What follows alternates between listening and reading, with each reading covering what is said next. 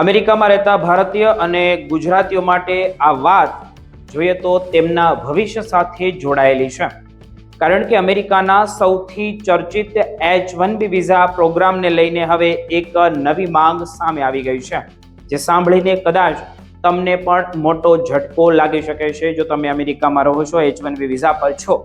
ભારતીય અમેરિકન ઉદ્યોગ સાહસિક અને ઇમિગ્રેશન સંશોધક વિવેક વાધવાએ કહ્યું છે કે હવે H-1B સિસ્ટમમાં નાના મોટા સુધારા કરવાનો સમય પસાર થઈ ગયો છે, હવે ના કરવા જોઈએ.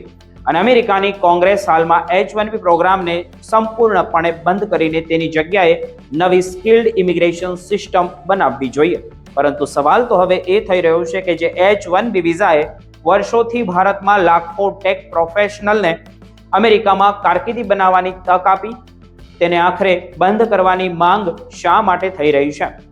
વાધવાના મતે શરૂઆતના સમયમાં H-1B પ્રોગ્રામે અમેરિકાને ટેકનોલોજી અને ઇનોવેશન ક્ષેત્રે આગળ વધવામાં મહત્વની ભૂમિકા પણ ભજવી હતી.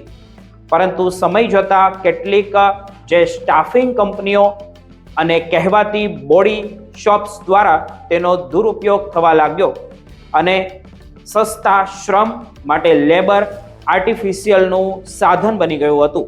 તેમણે નકલી રેઝ્યુમ, ખોટી લાયકાત અને બનાવટી દસ્તાવેજોના દુરુપયોગ જેવા ગંભીર આક્ષેપો પણ કર્યા છે. અમેરિકામાં રહેતા ભારતીયો માટે અહીં સૌથી મહત્વની વાત તો એ જ છે કે આ ચર્ચા માત્ર વિઝા સુધી મર્યાદિત નથી, પરંતુ ગ્રીન કાર્ડ, બેકલોગ અને વર્ષો સુધી ચાલતી અનિશ્ચિતતા સાથે પણ જોડાયેલી છે. રોજગાર આધારિત ગ્રીન કાર્ડ માટે લાંબી રાહ જોતા પણ કુશળ ઇમિગ્રેન્ટ્સ નોકરી અને ઇમિગ્રેશન સ્ટેટસ વચ્ચે ફસાઈ જાય છે અને આગળ શું થાય છે તેને ખ્યાલ જ નથી આવતો કે અમેરિકાની અંદર હવે શું કરવું અને H-1B વિઝા ઉપર કેવી રીતે રહેવું. અને હવે કેટલીક પરિસ્થિતિમાં એક જ એમ્પ્લોયર પર વધારે નિર્ભર બની જાય છે.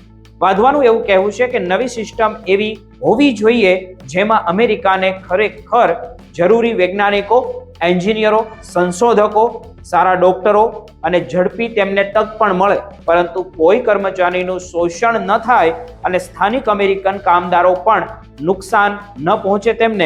તેમણે આ મુદ્દાને જાતિવાદ સાથે જોડવાનો પણ વિરોધ કર્યો છે અને કહ્યું છે કે અમેરિકન લોકો ભારતીયોના વિરોધ નથી કરતા, પરંતુ એવી સિસ્ટમનો વિરોધ કરી રહ્યા છે જેવો મૂળ હેતુ બદલાઈ ગયો હોય. અને હવે સૌથી રસપ્રદ વાત આવે છે, તમે ધ્યાનથી સાંભળજો તો NRI છો તો અમેરિકામાં રહો છો તો વાધવા માત્ર H-1B બંધ કરવાની વાત નથી કરતા, પરંતુ તેમની જગ્યાએ નવી સ્કિલ્ડ ઇમિગ્રેશન વ્યવસ્થા અને સાચા સ્ટાર્ટઅપ વિઝા લાવવાની તરફેણ પણ કરે છે. તેથી વિદેશી ઉદ્યોગ સાહસિકો અમેરિકામાં નવી કંપનીઓ શરૂ કરી શકે અને નવી નોકરીઓ ઊભી કરી શકે. જો આવું ખરેખર થાય અમેરિકાની અંદર, તો તેની અસર ભારત પર પડી શકે કે ખરા કે નહીં? આ એક સવાલ ઊભો થાય છે દરેક NRI માટે, કારણ કે અમેરિકામાં તક ન મળે તો ભારતના ઘણા પ્રતિભાશાળી યુવાનો દેશમાં રહીને પોતાનું સ્ટાર્ટઅપ શરૂ કરી શકે છે, નવી નોકરીઓ ઊભી કરી શકે છે અને ભારતના ઇનોવેશન ઇકોનોમિસ્ટને વધુ મજબૂત બનાવી પણ શકે છે. એટલે અમેરિકામાં રહેતા ભારતીયો અને ગુજરાતીઓ માટે આ માત્ર H-1B વિઝાની ચર્ચા ન ગણી શકાય, પરંતુ આગામી વર્ષમાં અમેરિકા અને ભારત બંનેમાં સ્કિલ્ડ ઇમિગ્રેશનનું આખું ચિત્ર જ બદલાઈ શકે છે તેવી મોટી ભીતિ ઊભી થઈ શકે છે.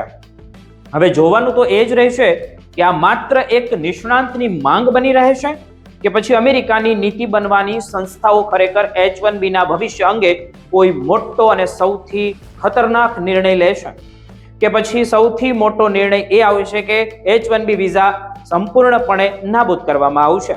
આ સમગ્ર મુદ્દામાં ભારતીય વિદ્યાર્થીઓ, H-1B વિઝા પર કામ કરતા પ્રોફેશનલ્સ અને ગ્રીન કાર્ડની રાહ જોઈ રહેલા પરિવારો માટે એક વાત તો ખાસ મહત્વની છે કે અમેરિકાની ઇમિગ્રેશન નીતિમાં કોઈ પણ મોટો ફેરફાર સીધી રીતે જે તેમની નોકરી, સ્ટેટસ અને ભવિષ્યની યોજનાઓને અસર પણ કરી શકે છે.